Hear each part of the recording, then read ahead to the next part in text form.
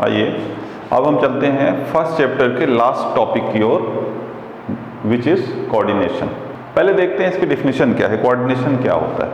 Coordination is the process, coordination एक process है by which a manager synchronizes, एक manager क्या करता है? Synchronizes the activities of different departments. Manager क्या करता है कि डिफरेंट डिपार्टमेंट्स की एक्टिविटीज को सिंक्रोनाइज करता है। सिंक्रोनाइज करने का मतलब होता है कि एक साथ होना, कोऑर्डिनेशन में करना, या एक ही ऑब्जेक्टिव के लिए सारे काम किए जाएं, तो उसको हम कह सकते हैं सिंक्रोनाइज करना। Coordination is the process, coordination एक प्रोसेस है जिसमें by which a manager synchronizes the activities of different departments, सारी डिपार्टमेंट के एक्टिविटीज को डाइवर्ट करता है, एक साथ करता है, किस लिए? Towards the achievement of a common goal, towards the achievement of a common goal. Common goal का मतलब है ऑर्गेनाइजेशनल गोल। यहाँ पे इंडिविजुअल गोल की बात नहीं हो रही है, यहाँ कॉमन गोल की बात हो रही है। और कॉमन गोल की जब हम बात करेंगे तो उसका मतलब होता है ऑर्गेनाइजेशनल गोल के लिए। तो आप देखिए कोऑर्डिनेशन क्या कर रहा है कि कोऑर्डिनेशन एक ऐसी प्रोसेस है जिसमें मैनेजर डिफरेंट डिपार्टमेंट्स की एक्टिविटीज को डायरेक्ट करता है towards the achievement of organisation goal. मतलब अलग अलग डिपार्टमेंट के मैनेजर, इसको आप ये भी कह सकते हैं कि कोऑर्डिनेशन एक ऐसी प्रोसेस है जिसमें अलग अलग डिपार्टमेंट के या अलग अलग लेवल्स के जो मैनेजर होते हैं, जो हेड होते हैं, वो उन डिपार्टमेंट की एक्टिविटीज़ को डायरेक्ट करते हैं। किस लिए? ऑर्गेनाइजेशन गोल के लिए। वो अपनी एक्टिविटी इस तरह करते हैं या इस तरह एक्टिविटीज़ में कोऑर्डिनेशन लाते हैं so that they are able to achieve organisational goals. ये होता है कोऑर्डिनेशन का मीनिंग। आप ऐसे समझ सकते हैं कोऑर्डिनेशन एक थ्रेड है, एक धागा है, जिसमें आप अलग अलग एक्टिविटीज़ को, अलग अलग फंक्शंस ऑफ मैनेजमेंट को पिरो के एक साथ लेके चलते हैं। तो आप देखेंगे कि कोऑर्डिनेशन का अगर मैं अपोजिट कोई वर्ड लूँ तो कॉन्ट्राडिक्शन हो सकता है। कॉन्ट्राडिक्शन, तो कोऑर्डिनेशन में कॉन्ट्राडिक्ट नहीं होना है, अलग अलग काम नहीं करना है कि मार्केटिंग डिपार्टमेंट अलग कुछ काम कर रहा है, फाइनेंस डिपार्टमेंट कुछ अलग काम कर रहा है, प्लानिंग कुछ हो रही है, ऑर्गेनाइजिंग कुछ हो रही, ऐसा नहीं। सब कुछ एक रिदम में होना चाहिए, सब कुछ एक डायरेक्शन में होना चाहिए और आपस में रिलेटेड होना चाहिए, तभी हम कहेंगे कि वहाँ पे कोऑर्डिनेशन है। अगर किसी ऑर्गेनाइजेशन का ऑब्जेक्टिव है, आप एग्जांपल ले सकते हैं किसी भी कमोडिटी का कि उसको मान लीजिए 100 यूनिट्स ऑफ कार मैन्युफैक्चर करनी, तो अगर 100 यूनिट्स ऑफ कार मैन्युफैक्चर करनी है, प्लानिंग होती है, तो अदर जो फंक्शंस ऑफ मैनेजमेंट है उनको भी रिसोर्सेज उसी तरह से अलोकेट करनी चाहिए। उसमें ऑर्गेनाइजिंग में, स्टाफिंग में, डायरेक्टिंग कंट्रोलिंग में ह्यूमन रिसोर्स भी उसी तरह उनको रिक्रूट करनी चाहिए, उनको मोटिवेट भी उसी काम के लिए करना चाहिए, और जब कंट्रोलिंग होगी तो उसी ऑब्जेक्टिव को चेक करना है जिसके बारे में प्लानिंग हुई थी। और जितने लेवल्स ऑफ मैनेजमेंट हैं सब उसी ऑब्जेक्टिव को अचीव करने की कोशिश करेंगे। सारे ऑर्गेनाइजेशन का अलग अलग डिपार्टमेंट अपनी एक्टिविटीज़ को उसी कॉमन ऑब्जेक्टिव के लिए डायरेक्ट करेंगे, तब हम कहेंगे कि हाँ यहाँ पे कोऑर्डिनेशन है। और अगर सब लोग ऑब्जेक्टिव या जो भी ऑर्गेनाइजेशन का गोल है उससे अलग होकर कुछ काम कर रहे हैं तो हम कह सकते हैं कि वहाँ पे कोऑर्डिनेशन नहीं है। तो जब कहीं पे कॉन्ट्राडिक्शन हो प्लान्स में और उनके एक्टिविटीज़ में तो हम कह सकते हैं there is contradiction, not coordination. Coordination का मतलब होता है कि सारी एक्टिविटीज़ डायरेक्टेड हैं, सारे रिसोर्सेज डायरेक्टेड हैं towards the achievement of common goal, that is coordination. Coordination को हम एसेंस ऑफ मैनेजमेंट भी कहते हैं। यहाँ तो हमने समझा कोऑर्डिनेशन क्या होता है, व्हाई इट इज नेसेसरी। अब हम देखते हैं कि हम कोऑर्डिनेशन को एसेंस ऑफ मैनेजमेंट क्यों कहते हैं। आपने फंक्शन ऑफ मैनेजमेंट पढ़ लिया, हमने देखा बहुत इंपॉर्टेंट है और है भी। हमने लेवल्स ऑफ मैनेजमेंट भी पढ़ लिया, हमने देखा वो भी बहुत इंपॉर्टेंट है। अब हम देखते हैं कि उन सबको पढ़ने के बाद why we call it essence of management. तो इसके दो पॉइंट है, इसको एसेंस ऑफ मैनेजमेंट कहने के पीछे का लॉजिक देखते हैं। इसके लिए दो पॉइंट है। Coordination is needed in all management functions. सबसे पहले है प्लानिंग। कोऑर्डिनेशन मैंने कहा कि हर फंक्शन ऑफ मैनेजमेंट पे इंपॉर्टेंट है। तो पहले हम लेते हैं प्लानिंग। ये प्लानिंग में इंपॉर्टेंट क्यों? ऑर्गेनाइजेशनल प्लानिंग, जो पूरे ऑर्गेनाइजेशन की पूरी कंपनी की प्लानिंग होती है, और डिपार्टमेंटल प्लानिंग, तो दोनों में कोऑर्डिनेशन होना चाहिए। ऐसा नहीं है कि ऑर्गेनाइजेशन की प्लानिंग कुछ है और उसके अंदर जो डिपार्टमेंट काम कर रहे हैं उनकी प्लानिंग अलग है, तो फिर वहाँ पे कोऑर्डिनेशन नहीं होगा। ऑर्गेनाइजिंग में हम देखेंगे कि कोऑर्डिनेशन क्यों ज़रूरी है। तो ऑर्गेनाइजेशन में कोऑर्डिनेशन इसलिए ज़रूरी है क्योंकि आप जो एक्टिविटीज़ करना चाहते हैं और आपके पास जो रिसोर्सेज हैं उन दोनों में कोऑर्डिनेशन होना चाहिए। अगर कोऑर्डिनेशन नहीं है तो फिर ऑर्गेनाइजेशन वहाँ पे अपने ऑब्जेक्टिव को अचीव नहीं कर सकती। स्टाफिंग में हम देखते हैं, स्टाफिंग में आप देखिए ह्यूमन रिसोर्स से रिलेटेड है ये फंक्शन, कि आप इसमें रिक्रूटमेंट, सिलेक्शन, ट्रेनिंग करते हैं मैन पावर का। तो ऐसा नहीं होना चाहिए कि आप किसी एम्प्लॉय को कुछ ऐसा वर्क दे दें जिसमें वो स्किल्ड नहीं है। जैसे कि फॉर एग्जांपल अगर किसी ने फाइनेंस में MBA किया है तो आपको उसको कोई ना कोई वर्क ऐसा देना चाहिए जो फाइनेंस से रिलेटेड, तो हम कहेंगे कि हाँ यहाँ पे कोऑर्डिनेशन है। डायरेक्टिंग में भी कोऑर्डिनेशन इंपॉर्टेंट है। सुपीरियर और सबऑर्डिनेट का जो रिलेशन है वो आपस में ऐसा होना चाहिए कि वो एक दूसरे की बातों को माने, एक दूसरे के इंस्ट्रक्शंस को फॉलो करें। और लास्ट में देखिए कंट्रोलिंग। कंट्रोलिंग में कोऑर्डिनेशन कैसे ज़रूरी है? आप जो भी प्लान करते हैं, आप जो भी स्टैंडर्ड सेट करते हैं, आपको चेक करना है वो अचीव हुआ या नहीं हुआ। आपके प्लान्स और एक्चुअल परफॉर्मेंस में कोऑर्डिनेशन है या नहीं है तो फिर जो एक्चुअल कंडीशन उसके अकॉर्डिंगली आपको प्लानिंग करनी चाहिए। तो you should bring coordination in controlling function also. तो इस तरह से हम देख सकते हैं कि कोऑर्डिनेशन किस तरह मैनेजमेंट के हर फंक्शंस में ज़रूरी है। अगर कोऑर्डिनेशन नहीं होगा तो आपके जो फंक्शंस ऑफ मैनेजमेंट हैं वो वाइबल नहीं होंगे, प्रैक्टिकल नहीं होंगे, और फिर उनका जो रोल है जो होना चाहिए वो नहीं हो पाता है। दूसरा पॉइंट है कोऑर्डिनेशन। पहले हमने देखा कि भाई कोऑर्डिनेशन फंक्शंस ऑफ मैनेजमेंट में क्यों जरूरी है। अब हम देखते हैं कि coordination is needed in all levels of management. जो लेवल्स ऑफ मैनेजमेंट था हमने पढ़ा था, टॉप लेवल, मिडिल लेवल और ऑपरेशनल लेवल। ऑपरेशनल लेवल, इन तीनों में कोऑर्डिनेशन क्यों जरूरी है? क्योंकि टॉप मैनेजमेंट का जो गोल है और जो डिफरेंट डिपार्टमेंट्स का गोल है उसको एक करने के लिए कोऑर्डिनेशन की जरूरत है। जो भी ऑर्गेनाइजेशन के टॉप मैनेजमेंट ने गोल बनाए हैं, ऑब्जेक्टिव बनाए हैं, और ऑर्गेनाइजेशन के जो गोल और ऑब्जेक्टिव हैं वो एक होने चाहिए, उनको सिंक्रोनाइज करना है, इसलिए टॉप मैनेजमेंट को जरूरत है। मिडिल मैनेजमेंट को क्यों जरूरत है? मिडिल मैनेजमेंट में जो डिफरेंट डिपार्टमेंट्स है उनकी एक्टिविटीज और ऑर्गेनाइजेशन की ऑब्जेक्टिव एक डायरेक्शन में चल रहे हैं या नहीं है, ये देखने के लिए उन्हें भी कोऑर्डिनेशन की जरूरत है। मिडिल मैनेजमेंट में मैंने जैसे कि आपको पहले बताया कि मिडिल मैनेजमेंट में डिपार्टमेंटल हेड्स होते हैं और उनके अंडर में अदर सब डिपार्टमेंट्स होते हैं। तो ये देखना रहता है कि जितने भी डिपार्टमेंट, HR डिपार्टमेंट का कोऑर्डिनेशन मार्केटिंग से है, मार्केटिंग वाले का कोऑर्डिनेशन फाइनेंस डिपार्टमेंट से है, और जो प्रोडक्शन कर रहा है प्रोडक्शन डिपार्टमेंट, उसका फाइनेंस डिपार्टमेंट से कोऑर्डिनेशन होना चाहिए। अगर नहीं है तो प्रोडक्शन वैसा नहीं होगा। तो आप देखेंगे कि आपको जो इफेक्टिवनेस और इफिशिएंसी है और जो स्मूथ फंक्शनिंग ऑफ ऑर्गेनाइजेशन है वो प्रभावित होगा अगर ऑर्गेनाइजेशन में कोऑर्डिनेशन नहीं होगा। वहीं ऑपरेशनल मैनेजमेंट में हम देखेंगे कि ऑपरेशनल मैनेजमेंट जो भी उसको काम दिया गया है वो ऑर्गेनाइजेशनल ऑब्जेक्टिव के हिसाब से कर रहा है या नहीं कर रहा है, ये देखने के बाद आपको पता चलेगा कि उसके ऑपरेशन मैनेजमेंट भी कोऑर्डिनेशन कर पा रहा है या नहीं कर पा रहा है। जो भी ऑर्गेनाइजेशन का गोल है उस गोल के हिसाब से ऑपरेशनल मैनेजमेंट को भी अपना काम करना पड़ता है, इसलिए यहाँ भी कोऑर्डिनेशन जरूरी है। तो इस तरह हमने देखा कि क्यों कोऑर्डिनेशन को हम एसेंस ऑफ मैनेजमेंट कहते हैं। इसके दो रीजन देखे, coordination is needed in all functions of management, and second coordination is needed at all levels of management. आइए अब पढ़ते हैं हम nature, feature and characteristics of coordination, जिसमें पहला पॉइंट है it integrates group efforts.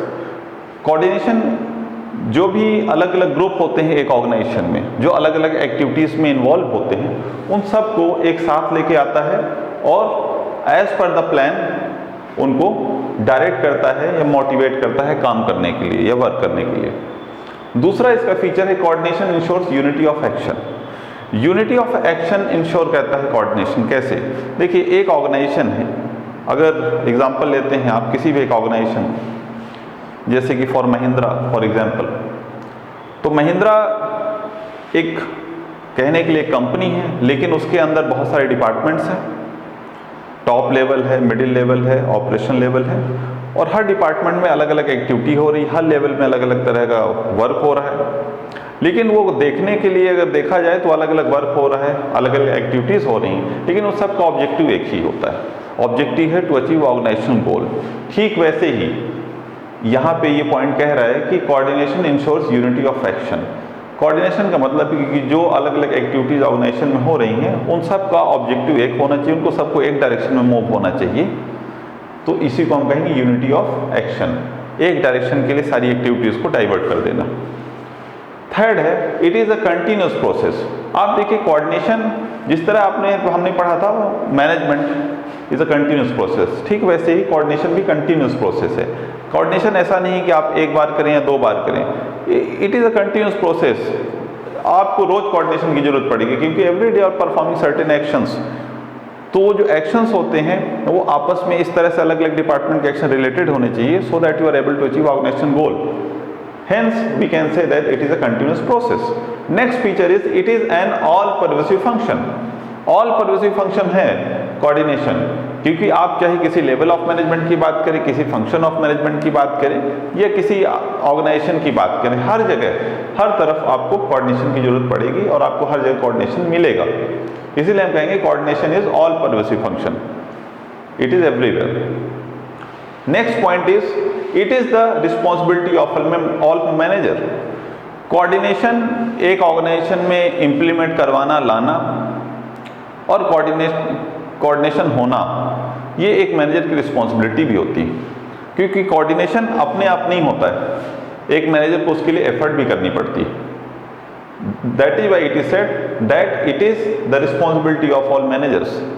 Responsibility इसलिए भी है, आप देखिए कि एक मैनेजर का आखिर रिस्पॉन्सिबिलिटी क्या है। एक मैनेजर की रिस्पॉन्सिबिलिटी यही है कि जो भी उसको ड्यूटी दी गई है, जो भी उसको जॉब असाइन हुआ, उसको वो पूरा करे।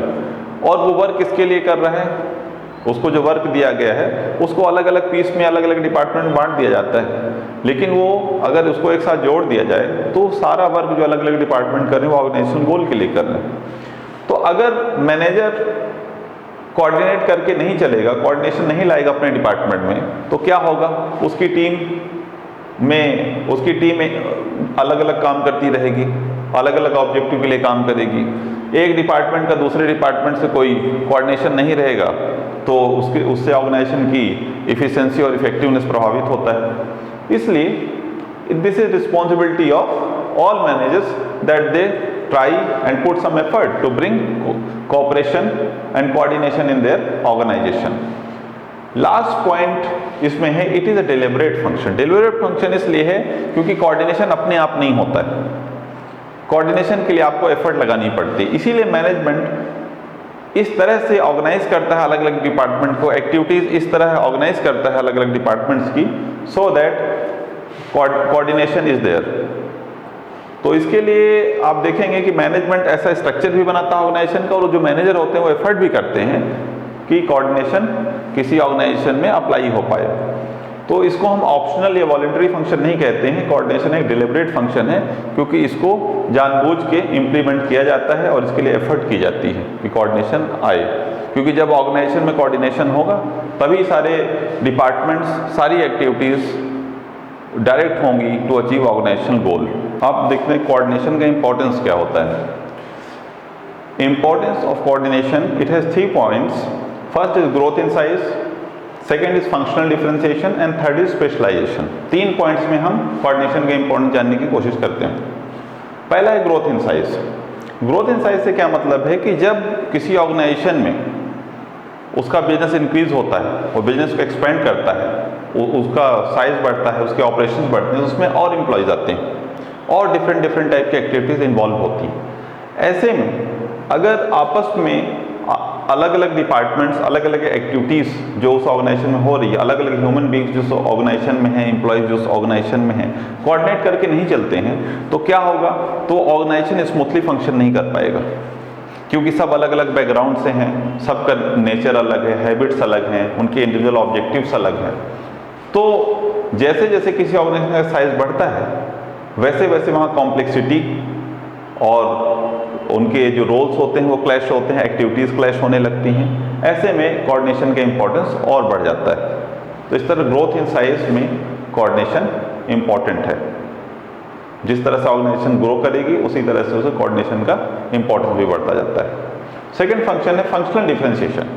फंक्शनल डिफरेंशिएशन का मतलब ये हुआ कि एक ऑर्गेनाइजेशन में बहुत सारे डिपार्टमेंट्स होते हैं, अलग अलग लेवल्स ऑफ मैनेजमेंट होते हैं, वो सबके अपने इंडिविजुअल ऑब्जेक्टिव्स होते हैं। हर डिपार्टमेंट का अपना इंडिविजुअल ऑब्जेक्टिव, जैसे फॉर एग्जांपल प्रोडक्शन डिपार्टमेंट का ऑब्जेक्टिव है इन गिवन टाइम पीरियड उसको यूनिट्स प्रोड्यूस करनी है विथ एक स्टैंडर्ड के साथ, एक क्वालिटी के साथ उसको प्रोड्यूस करनी है गुड्स। फाइनेंस डिपार्टमेंट का फंक्शन है कि वो किस तरह से कॉस्ट को मिनिमाइज करे और किस तरह से ऑप्टिमम यूटिलाइजेशन उसके पास जो भी अवेलेबल फाइनेंस उसका करे, अलोकेशन करे। मार्केटिंग सेल्स डिपार्टमेंट का काम है कि वो मार्केट रिसर्च करें और प्रोडक्ट को सेल करें। इस तरह से अलग अलग डिपार्टमेंट में अपने अलग अलग फंक्शंस होते हैं। इसी तरह अलग अलग जो लेवल्स ऑफ मैनेजमेंट है, टॉप लेवल, मिडिल लेवल और ऑपरेशन लेवल, उनके अपने अलग अलग ऑब्जेक्टिव होते हैं। तो आप देखिए उनके वर्क करने में फंक्शनल डिफरेंसेस होते हैं। उनके वर्क को लेके उनके सेपरेट डिपार्टमेंटल ऑब्जेक्टिव्स को अगर देखें तो डिफरेंशिएशन होता है उनके नेचर ऑफ वर्क में। तो वहाँ पे अगर हम कोऑर्डिनेशन नहीं लाएंगे तो क्या होगा, हर डिपार्टमेंट अलग अलग एक्टिविटी में इन्वॉल्व होगा और कोई एक दूसरे को कोऑपरेट नहीं करेगा, कोऑर्डिनेट नहीं करेगा, तो उससे ऑर्गेनाइजेशन की वर्किंग अफेक्टेड होती है। इसलिए हमको कोऑर्डिनेशन जरूरी है, क्योंकि ऑर्गेनाइजेशन फंक्शनल डिफरेंशिएशन होता है, अलग अलग एक्टिविटीज़ होती हैं, डिपार्टमेंट्स होते हैं। तो हमको कोऑर्डिनेशन की हेल्प से हम सबको एक साथ लेके चलते हैं और सारी रिसोर्सेस, सारी एक्टिविटीज़ को हम डाइवर्ट करते हैं। सारी एक्टिविटीज़ को हम डाइवर्ट करेंगे for the attainment of organisational goal. And third point is specialisation. आप देखिए आज के ज़माने में जब टेक्नोलॉजिकल एडवांसमेंट बहुत तेज़ी से हो रहा है, हर जगह हर देश अपने अपने तरीके से टेक्नोलॉजिकल एडवांसमेंट कर रहे हैं और अदर जो